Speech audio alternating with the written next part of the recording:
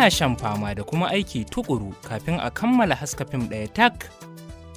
Haka lamarin yake a masana'antar Kannywood. Baya ga jarumai, akwai masu kwalliya wato makeup da kuma masu sarrafa kamarori wato kyamaraman da sauransu.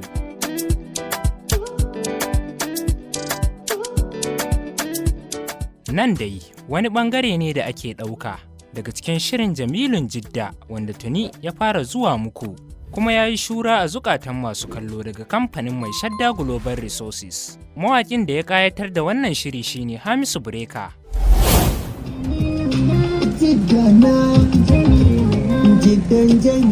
Nan dai lokaci ne da ake ɗaukar waƙar Jamilun Jidda wanda Breaker ya rera kafin a tace a sako ta tsab ga 'yan kallo kamar yadda za ku kalla yanzu.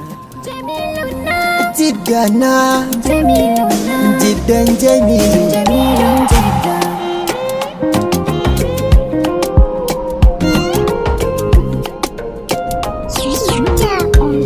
Nobody better than me, baby. So many things I found for you.